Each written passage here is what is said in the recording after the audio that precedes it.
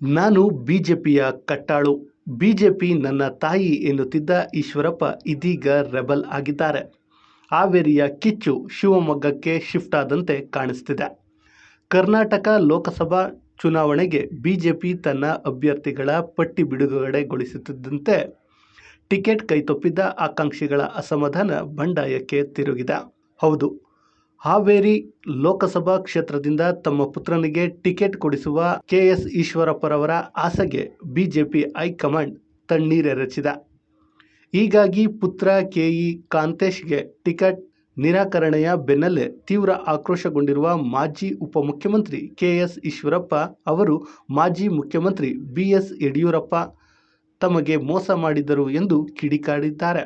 ಆದ್ದರಿಂದ ಶಿವಮೊಗ್ಗ ಲೋಕಸಭಾ ಕ್ಷೇತ್ರದಿಂದ ಬಂಡಾಯ ಅಭ್ಯರ್ಥಿಯಾಗಿ ಸ್ಪರ್ಧಿಸಲು ತೆರೆಮರೆಯಲ್ಲಿ ಸಿದ್ಧತೆ ನಡೆಸುತ್ತಿದ್ದಾರೆ ಎನ್ನುವಂತಹ ಮಾತು ಕೂಡ ಕೇಳಿ ಬರ್ತಿದೆ. ಈ ಬಗ್ಗೆ ಮಾತನಾಡಿದ ಈಶ್ವರಪ್ಪ, ಯಡಿಯೂರಪ್ಪ ಮತ್ತು ನಾನು ಒಂದೇ ತಟ್ಟೆಯಲ್ಲಿ ಊಟ ಮಾಡುವಷ್ಟು ಆಪ್ತರಾಗಿದ್ದೆವು. ಅವರು ದಾರಿ ತಪ್ಪಿದ್ದಾರೆ ಎಂದೆನಿಸಿದಾಗ ತಿಳಿ ಹೇಳಿದೆ. ನನ್ನ ವೈಯಕ್ತಿಕ ವಿಚಾರಕ್ಕೆ ಬರಬೇಡ ಎಂದಾಗ ಸುಮ್ಮನಾದೆ. ಯಡಿಯೂರಪ್ಪ ವಿರುದ್ಧ ಆರೋಪ ಕೇಳಿ ಬಂದಾಗ ನನಗೆ ಸಮಾಧಾನ ಆಗುತ್ತಿರಲಿಲ್ಲ. ಇನ್ನೊಬ್ಬ ಯಡಿಯೂರಪ್ಪ ನಮಗೆ ಸಿಗಲಾರ ಅಂತ ಅನ್ನಿಸ್ತಿತ್ತು. ಆದರೆ ನನ್ನ ಮಾತು ಕೇಳಲಿಲ್ಲ. ಅವರು ಕೆಜೆಪಿ ಕಟ್ಟಿದಾಗ ಜೊತೆಯಾಗದೆ ಪಕ್ಷದಲ್ಲಿಯೇ ಉಳಿದೆ.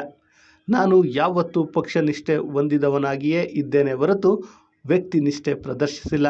ಇದೆಲ್ಲ ನನ್ನ ಮೇಲೆ ಅವರಿಗೆ ಅಸಮಾಧಾನ ಹುಟ್ಟಲು ಕಾರಣ ಆಗಿರಬಹುದು ಅಂತ ಕಿಡಿಕಾರಿದ್ದಾರೆ. ನಾನೆಂದೂ ಜಾತಿ ನಾಯಕ ಆಗಿರಲಿಲ್ಲ.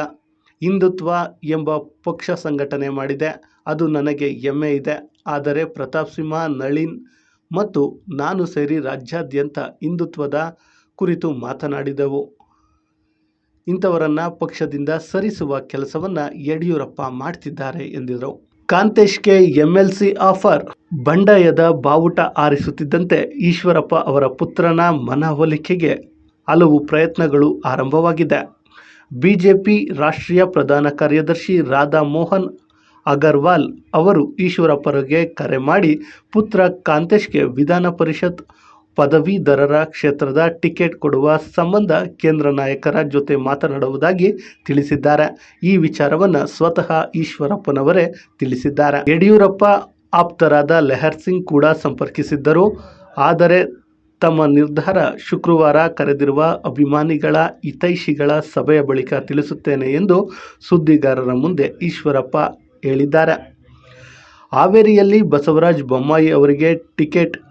ಕರ್ನಾಟಕ ಲೋಕಸಭಾ